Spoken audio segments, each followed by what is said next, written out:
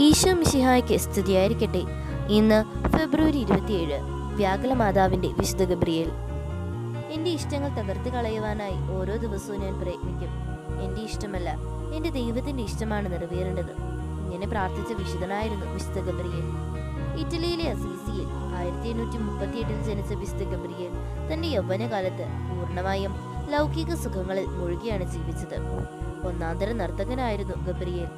കുതിരസവാരി, നാടകങ്ങൾ, അങ്ങനെ സമസ്ത രംഗങ്ങളിലും ഇടപെട്ട് പ്രവർത്തിച്ചിരുന്ന ഗബ്രിയേലിന്റെ ആദ്യ പേര് ഫ്രാൻസിസ്കോ പൊസേറ്റി എന്നായിരുന്നു.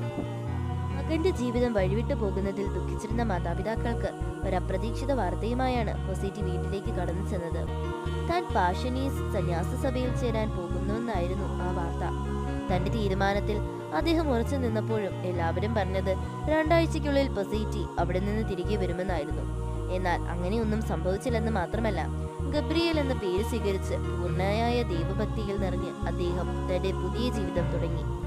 ഗബ്രിയേലിന്റെ ജീവിതം വലിയ സംഭവങ്ങളാലോ അത്ഭുത പ്രവൃത്തികളാലോ നിറഞ്ഞതല്ല. പക്ഷേ അദ്ദേഹം വ്യത്യസ്തനായിരുന്നു. പരിശുദ്ധ കന്യകാമറിയത്തോടുള്ള അടങ്ങാത്ത ഭക്തിയായിരുന്നു അദ്ദേഹത്തിന്റെ ശക്തി. യേശുവിന്റെ അമ്മയെന്ന നിലയിൽ മറിയം അനുഭവിച്ച ക്ലേശങ്ങളും ത്യാഗങ്ങളും വേദനകളും ഓർത്ത് ധ്യാനിച്ചിരുന്ന ഗബ്രിയേലിന്റെ പിൽക്കാലത്ത് വ്യാകുല മാതാവിന്റെ ഗബ്രിയേൽ എന്ന പേര് അറിയപ്പെടുവാനും തുടങ്ങി. ക്ഷയരോഗം പിടിപെട്ട് 24-ാം വയസ്സിൽ അദ്ദേഹം മരിച്ചു. യുവാക്കളുടെ മധ്യസ്ഥനായി പോപ്പ് ബെനഡിക്ട് 15 അദ്ദേഹത്തെ പ്രഖ്യാപിച്ചു. ഇറ്റലിയിലെ വിശുദ്ധ ഗമ്മ ഗൽവാനിയുടെ മാറാരോഗം സുഖപ്പെട്ടത് ഗബ്രിയേലിന്റെ മധ്യസ്ഥതയിലായിരുന്നു. ഗബ്രിയേലിന്റെ ശവകൂടീരത്തിൽ വന്ന് പ്രാർത്ഥിച്ച നിരവധി പേർക്ക് രോഗസൗഖ്യമുണ്ടായതായി തെളിവുകളുണ്ട്.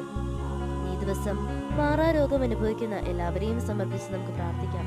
ദൈവം നമ്മെ എല്ലാവരെയും സമൃദ്ധമായി അനുഗ്രഹിക്കട്ടെ.